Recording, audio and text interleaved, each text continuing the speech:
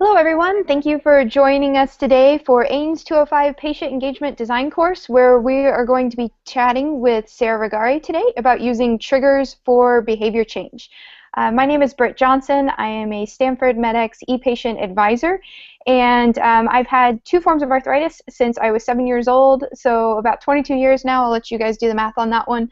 I also live with what we in America called Sjogren's, but I've been getting taught how to more properly say it here by Sarah today, and also chronic complex migraines. So I deal with a lot of chronic pain and so forth, which is very applicable to behavior change that we're going to be chatting today. I'm really excited to have Sarah here, so I'm going to let her introduce herself, and then we'll get moving on the conversation a little bit. Thank you. I'm very happy to be here. It's 1 a.m. here in Sweden, and I'm very pleased to be part of the MedX community. I've been I've spoke at the one last year and this year, and it's a very vibrant and well, it's really the perfect place for an engaged patient. And I'm living with Parkinson's disease since over 30 years. I had it as what you call juvenile Parkinsonism. That starts before you're 18 or 20, and mine started at the age of 13. So I'll let you do the math on that as well.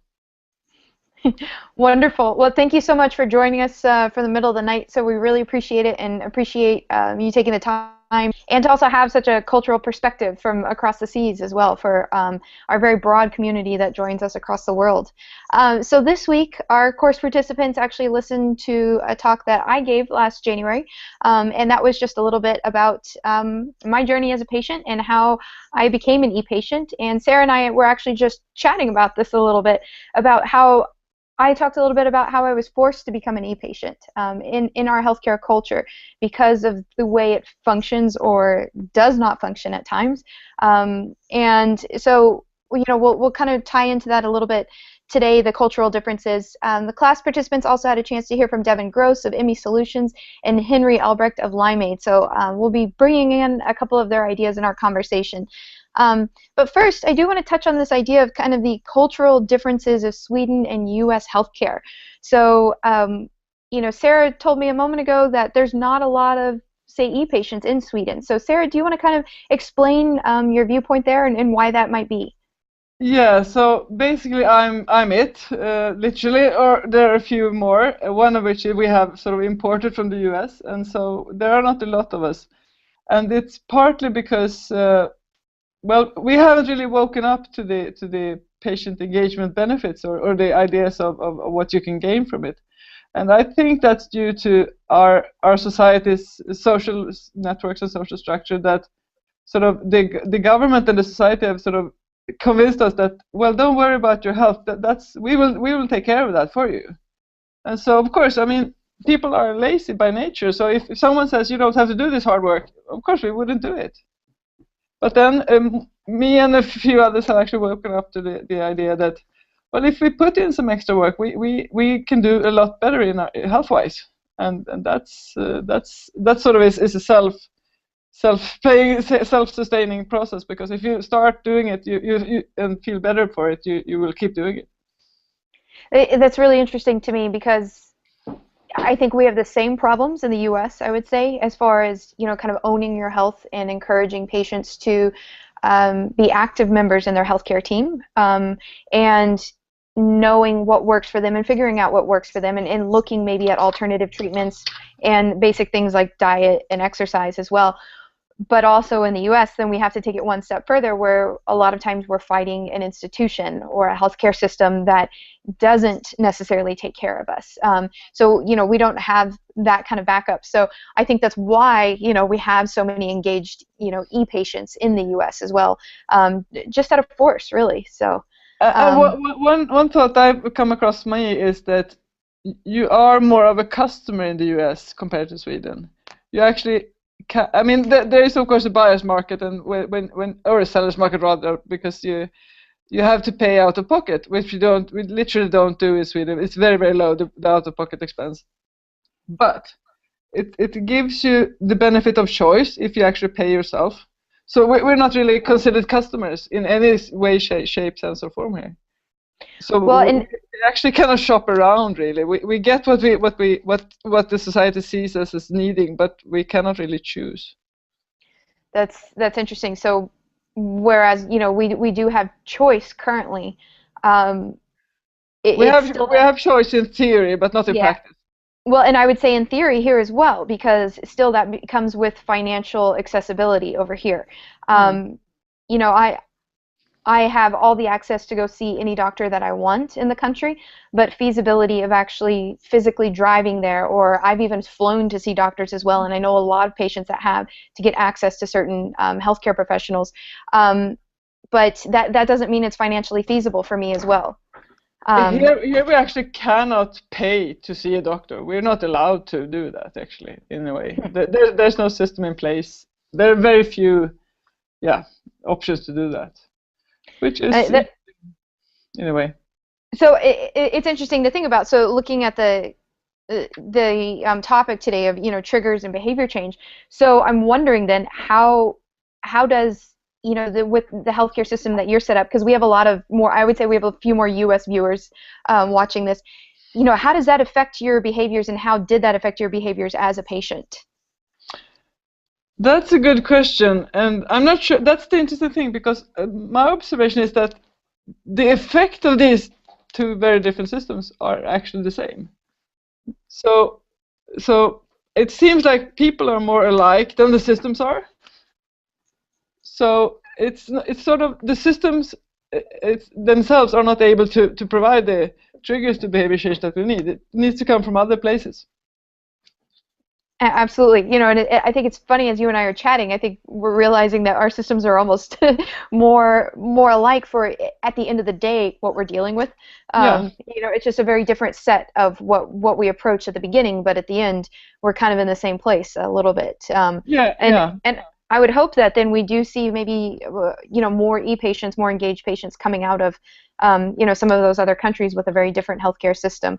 Because I always say I was forced to become an e-patient, Mm. out of pure necessity for not having a diagnosis. So, I had to learn how to manage my own health and how to go about it, far before, there was that diagnosis. And in my case, I had a diagnosis, a different diagnosis, which turned out to be wrong. And I had my second, I had the diagnosis of Parkinson's when my daughter was a few months old in 2003. I was diagnosed with Parkinson's disease by a doctor who literally told me, I went to him for the disease I thought I had, because he was supposed to be able to tell me more about the research in that disease. And instead he makes this examination of me, as does his intern. And then he says, well, you don't have this other disease. You have Parkinson's disease. And then the man literally says, have a nice day. Wow. It's like, I describe it as, it felt like I fell down into a black hole. But the trigger to change in my case, the trigger to behavior change was my daughter. I couldn't stay down there because, I mean, she needed me, and I needed her, and she was literally what saved me. So yeah, let's talk about that a little bit more about some of these kind of bigger reasons for changing, because I've been in various stages of my disease, from not being able to walk up the stairs to my bedroom at night, to now I'm running and hiking regularly. I don't know where I'll be. Thank you. That being said, I don't know where I'll be tomorrow or a year from now either. Some of that I can control through behavior change, and I have learned that I can control a certain level of it, but there is still that randomness of disease that you can't control, and you have to learn how to mentally accept that, Yeah.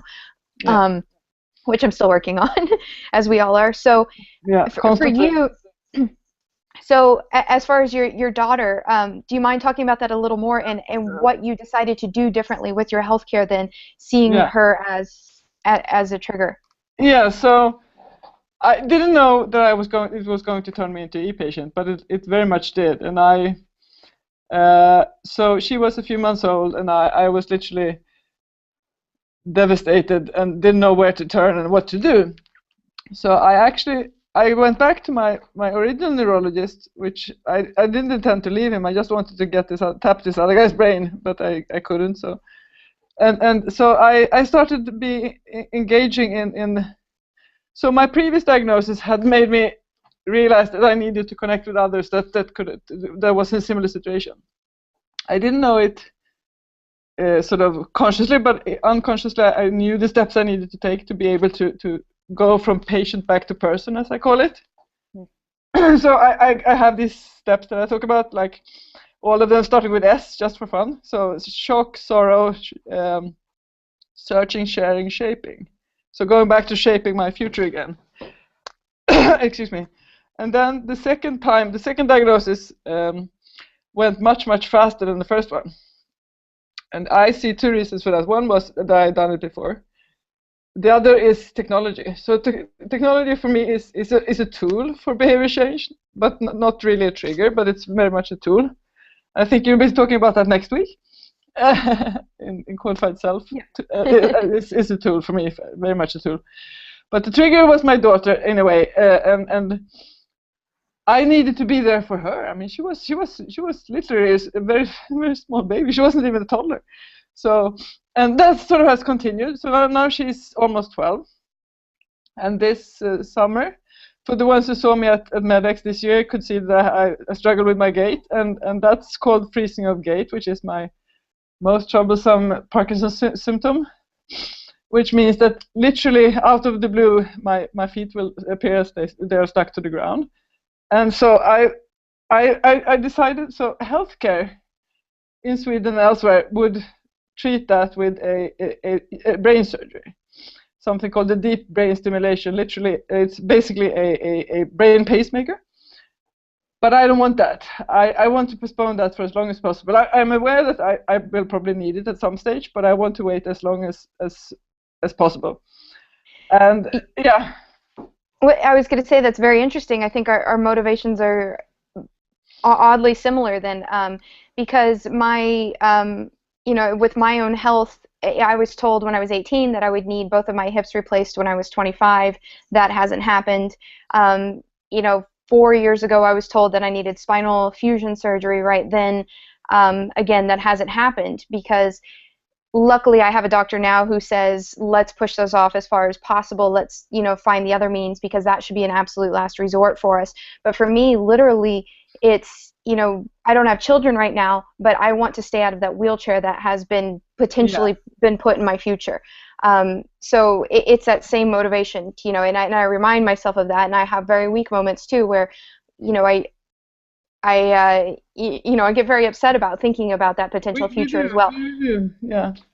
And I do it, I do everything I can right now, and so I know that there's all these other steps that I can take towards overall wellness as well, and that's not just in my physical body but mental as well, and that's really what I'm turning to, but looking at those ways to stay out of those kind of those bigger triggers for us, that for me, that wheelchair that may or may not be in my future is a large trigger. And that's it, when you say it like that, actually my doctor has been a trigger in two ways as well, my neurologist. I've been with him for over 20 years, and I'm very happy that he won't retire anytime soon, because I saw him in a few weeks after MedX, and he said, well, I'm going to keep working, which was good. But then that he actually was encouraged my exploration and encouraged me when I came with my discussion and came with sort of ideas for future for what I'm going to do, and that was a trigger that sort of kept me going for exploring more and turning into e-patient. And now he actually says that I know more about Parkinson's research than he does. I believe it. Yeah. Well, one interesting thing I want to ask that kind of ties into the culture here is actually the question that was asked of all of the course participants today, this past week. So they had one big thing to kind of consider, and I wonder if this ever happens in the workplace then in Sweden. So the question was, has your workplace sponsored a wellness week or health challenge? If so, did you participate? Why or why not? So is this an idea that even resonates in Sweden, or a question that is even applicable? Yeah, there are different ways this applies.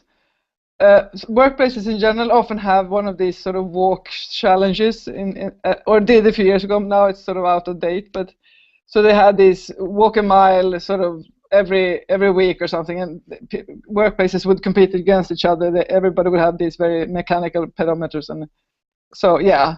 But as another thing is, so rehabilitation for employees is actually tax deductible.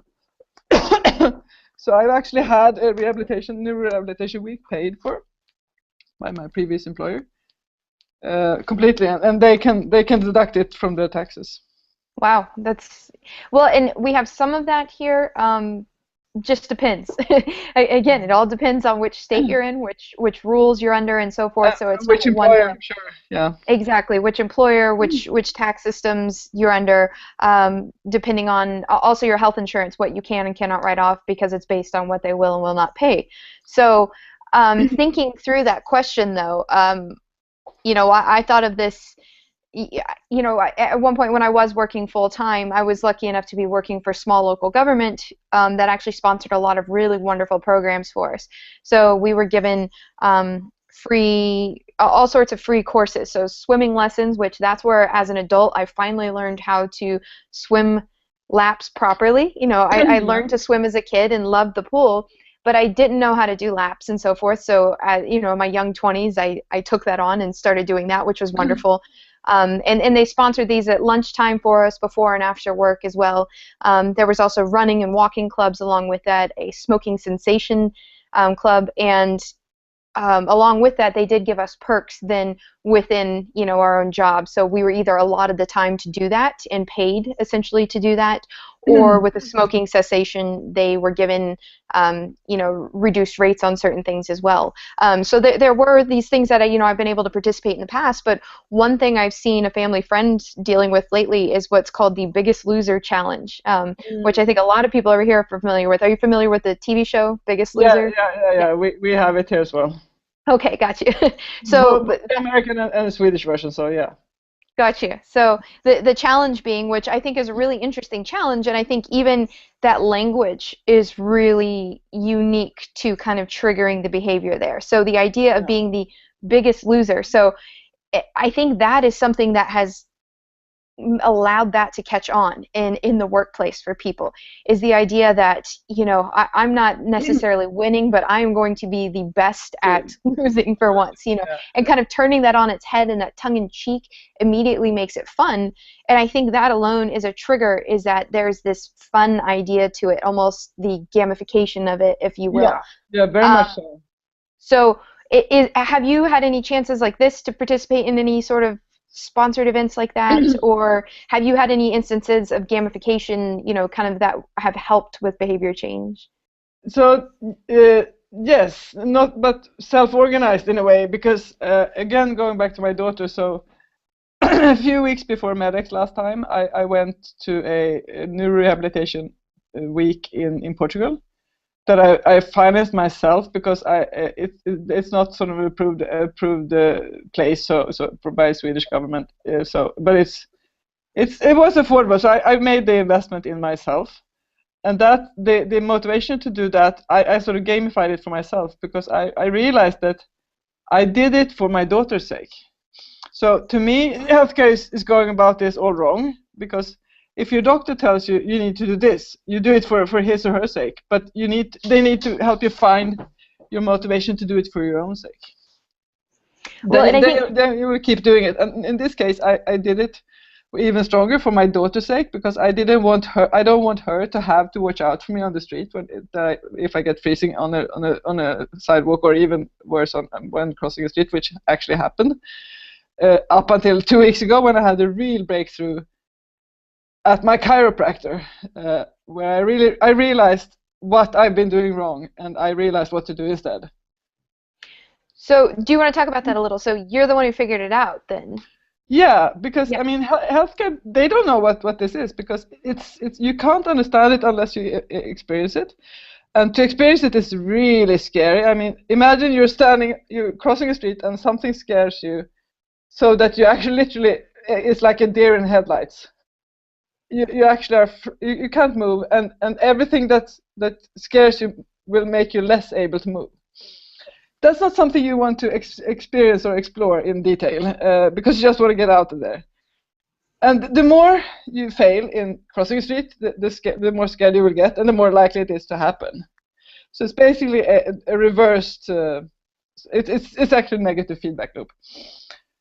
But I've sort of picked this apart with the help of quantified self methodology, and I gave a talk at about that in Amsterdam at the previous quantified self conference.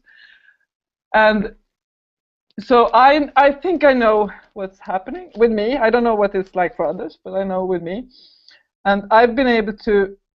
Now I can control it most of the time, almost all the time. Unless I lose my focus and sort of get really scared, like this morning when I was walking up across the street, a bus had just passed. I went behind the bus, and then a big truck came from the other direction. I got so stuck. But then again, it's fine, because I still know that it doesn't scare me, because I know I can handle it next time. So I turned it into a positive feedback loop instead. So now I know every time I can manage, I know I can manage again. And every small setback actually is just a small setback, because I know what I need to do. I've understood it now. Yeah, that's interesting. So I was, and wonderful. I'm so happy for you to hear that. That's great.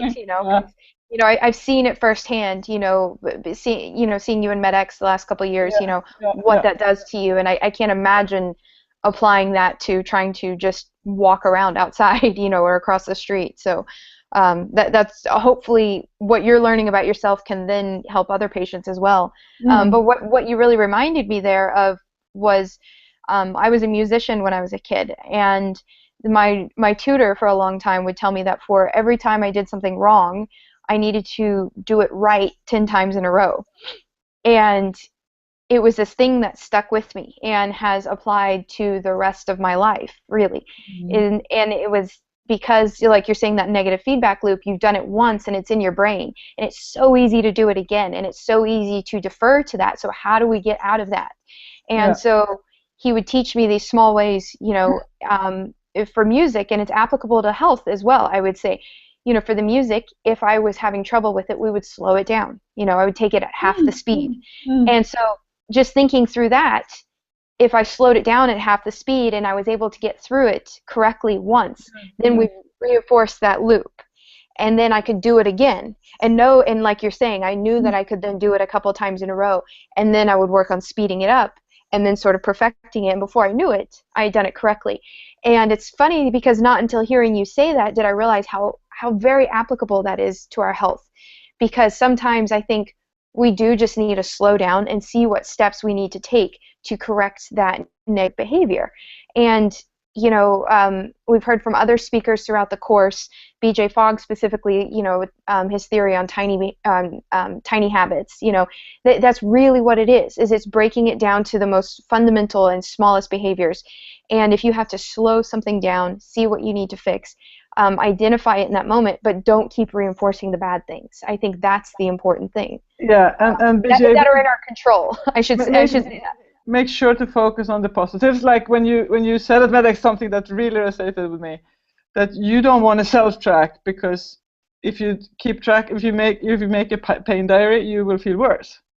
But I remember us saying to you, but why not turn it around? Why don't you instead track when you're feeling good and find out what did I do right? Well, healthcare wants us to track when we're bad, but that makes us feel worse. So I actually I was going to say, since then I have started tracking some other things. So go ahead and we'll go have to compare notes, yeah. But yes. So I actually have a theory on this about behavior change in chronic disease, because basically humans don't like change. We don't like these when things change. We want things to stay status quo, because it's comfortable. We don't have to worry. It's sort of the transients that are scary and troublesome. So, but if you have been faced with a chronic disease, you basically have to change, or you're basically done for. But if you've changed once, it's easy to change next time. That's a really great point. Yeah, and I think that's the frustrating thing with newly diagnosed patients, or patients that have been in the same rut for a while, because I've been there as well. Is how do you get out of that? Exactly, yeah. and we'll unfortunately, I hate to say, we'll likely be there again, whether it's on a small scale or a larger scale, depending on what happens. how have you been able to get yourself out of some of those ruts then? What sort of behaviors have you used or triggers? I know you said your daughter a lot, but are there other emotional triggers Yes, yes. or? I've taken literally 4 sessions of cognitive behavioral therapy. No more than 4, and it still helped me. This is 6 years ago. So before then, I actually, when I had a bad day, I was thinking, oh God, I'm worse now. This is downhill, because of course, I was going to say, of course, Parkinson's is a progressive disease, but then I'm going to change myself and say it's perceived as being a progressive neurodegenerative disease, because I'm not convinced that it actually has to be, which is kind of out there as well. But I actually think it can be turned around, because we think it's progressive, and then doctors tell us it is, but still. So, but now since then I actually instead think that okay, so today I'm having a bad day, so tomorrow I will be better, or the next day. So not try to stay in the rut. It's actually it's just deciding to not seeing it positive, because I don't feel good, but seeing it as it's temporary. It doesn't have to stay this way. Yeah. And absolutely, and for me, I do the very same thing. I may be having the worst day, and I've had a bunch of them recently. For those that follow me on Twitter, I've been dealing with flares of various parts of my autoimmune conditions.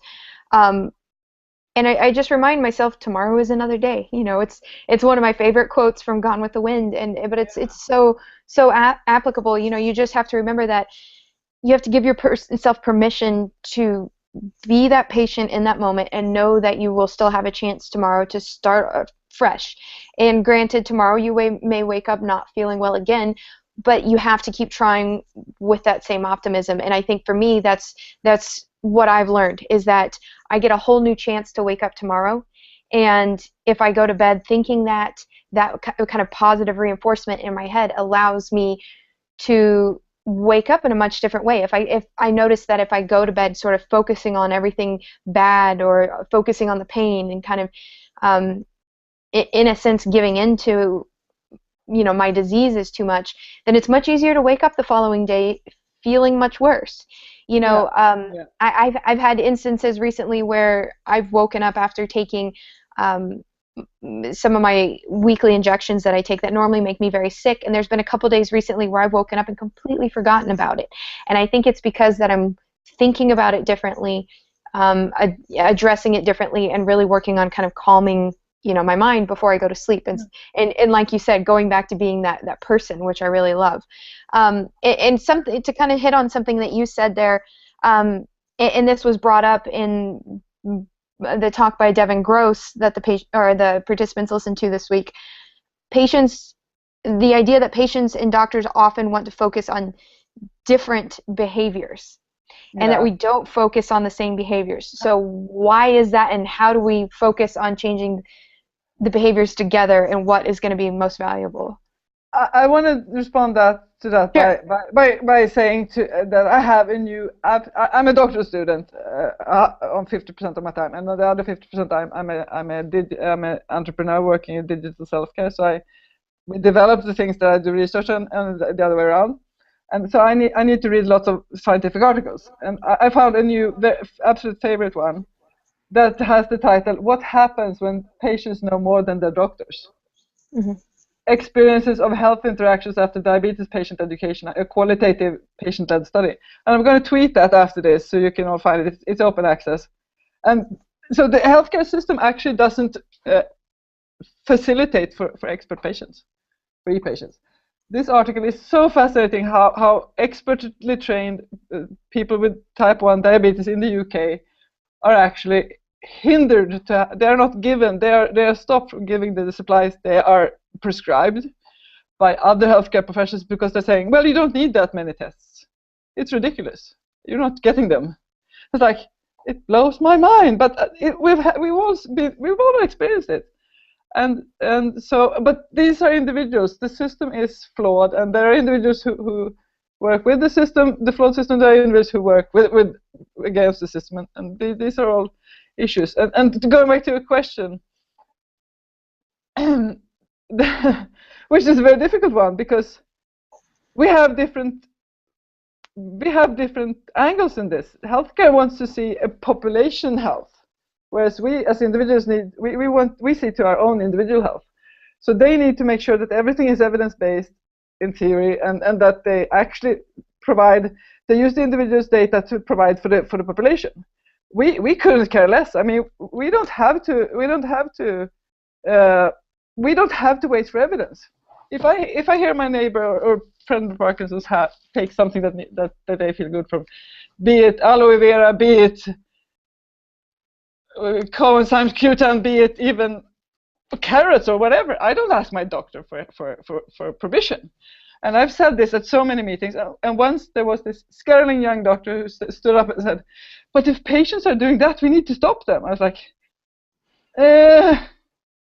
So we need to acknowledge that we have different perspectives and agree to disagree maybe sometimes. But yeah, so it's a long answer to a very complex question.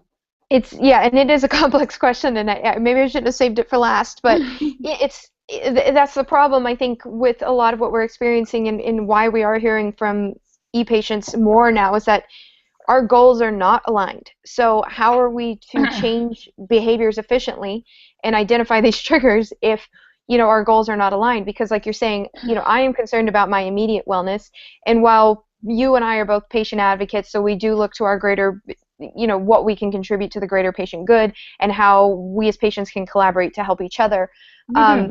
At the end of the day, when I am in my doctor's office, my concern is about these are the things I want out of life. My issue is quality of life. That is the bottom line for me. And for me, all of my decisions are based on that. All of my behavior decisions are based on that. So, what I do throughout a day, when I choose to take my medications, I won't use the term compliance here, because I choose to take them or not at certain times. Exactly. And that's all based on my immediate quality of life, because I know how those medications are going to affect me positively, negatively. I know what I am trying to accomplish in my day, my week, my year, my lifetime. Those are what I'm concerned about. But my doctor, while he is sort of similarly concerned about the same things, he is looking at those numbers and more of those clinical guidelines, whereas there might be a different decision that could be made together based on accurately communicating our goals and aligning them better together, and that comes down to, again, communication. I feel like that's always what we're talking is communication. So and neither of you know how well you can be. So what you're describing is, and you're the only one who can find out by trying. And what you're describing to me, you call it quality of life. To me, that's health in your definition. And to me, health is not letting my disease limit me unnecessarily, but at the same time not taking unnecessary risks. And healthcare can't measure that. I can, but they can't. I think that's a fairly good place to wrap up, actually, and I love your point that neither doctor or I know how well that the patient can be, and I love that, because until we start working together, to look at these behaviors and identifying the behaviors, we're not going to be able to appropriately change them and start using them. So I really love talking with you about this. We could go on all day. So I'll give you a chance. Did you have any kind of follow-up ideas on or advice on using triggers for behavior change, either for practitioners or for patients? I want to focus on the patients because I'm not a practitioner myself, so I don't want to speak for them. But so actually, it's connected with practitioners. So both sides, in my opinion, needs to realize that they're experts on different things. Hopefully the healthcare personnel staff can be professionals in treatments that are evidence-based, but we are the ones with the experience-based expertise on living with our disease, with my disease and your diseases, and we need to acknowledge our different perspectives and probably, I mean, behavior change. Actually, my husband asked me when I came back from the last medicine, no, quantified self conference. He said, because I came home very enthusiastic saying, I don't feel sick at quantified self. I actually I forget I have Parkinson's. And he said, how's that? And I said, it's because everybody measures something about themselves, but no one judges, no one evaluates, no one says high, low, good, bad, right, wrong. And healthcare's job is to do exactly that, to take a value from our bio data and say, okay, so you have high blood sugar, you have a low blood pressure, and no, at quantified self, everybody measures, but no one judges anyone else, and that is a very, very exhilarating experience. And my husband said, well, but do people really change their behaviors? Doesn't it take a significant personal he had some experience, some word, but I'll call it a crisis. Doesn't take a crisis. And I said, yes, no one changes behavior without a crisis. So insights hurt, but if you act on them, they can really lead to really good things. And yeah, I think that's an excellent point, is that crisis in and of itself is often the trigger, or you have to find your triggers, what they may not be. If it's your family, like your daughter that you mentioned, if it's putting off, various surgeries, or like I mentioned, staying out of a wheelchair, those are very large triggers that we're talking about. And I think it's also, looking at, that quality of life, what you want as a person. And I think that's really the discussion we've had here, is that really kind of what boils down to the largest trigger for us as patients when considering behavior change. So, if we can align our goals together and look at the person that's dealing with the disease, and like you're saying, and put us all in that even keel. And I love that about the quantified self, because what I'm tracking doesn't quote unquote have anything to do with my disease, and that's what makes it fun, and that's what I learned from you guys, at Medicine X, which was wonderful, and that's why it's encouraging to me, and it allows me to keep going, and is inadvertently improving my health and that of my disease. So kind of looking at it differently, and I think that's really important. So for everybody listening at home, I would really encourage you to find those kind of baby steps, find the things that aren't working for you, identify them, and find ways that you might be able to slowly, small ways, start to change them, and see if you might be able to attain bigger goals. So, and don't try and change too much at the same time. Yes. Absolutely. Yeah. So Sarah, I'll give you the chance. I know it's late there, so I appreciate you staying on with us. Do you have any last thoughts? And also, will you tell everybody where they can find you on Twitter or online as well? Sure. So I'm my Twitter handle is at Sarah Rigger. That's SARARIGGARE. And I also have a blog that's www.rigger.se, my surname. So it's not easy being an engaged patient, especially in healthcare systems that are so flawed as most of them are around the world. And I talk about, in Swedish, I say vården och världen, which means healthcare and the world. So I like this alliteration thing. But I translate it into healthcare and self-care when I speak in English.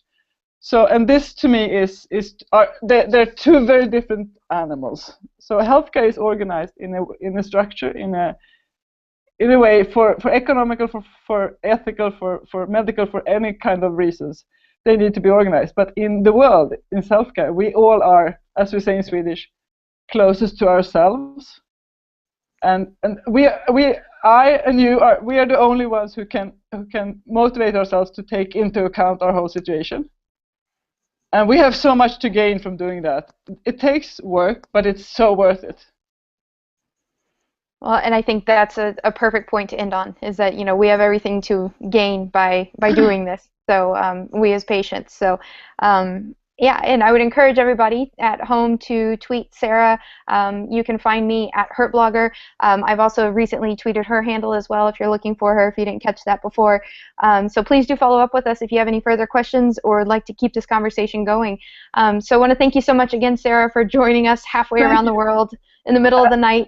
And I might not reply this today, your time, but that's when I wake up tomorrow. But please do get in touch if there's anything you want, and if you want to check my blog and comment there, please do, and add to it if you want to, and ask me questions, whatever. I'm very happy to engage with anybody. Well, thank you so much. Really appreciate that, and I know everybody in the course will appreciate that as well. So get some sleep, and everybody that tuned in, we appreciate it, and everyone who is tweeting on the MedX hashtag, we greatly appreciate it. We didn't quite get to it. We had such a great conversation here. So keep tweeting on the hashtag, and we will see you here the same time next Wednesday for our last of the MOOC Google Hangouts in this course. So next Wednesday, 4 p.m. Pacific Standard Time. We'll see you then. So have a great evening, everyone. And thank you for having me. Okay, thank you. Bye-bye. Bye.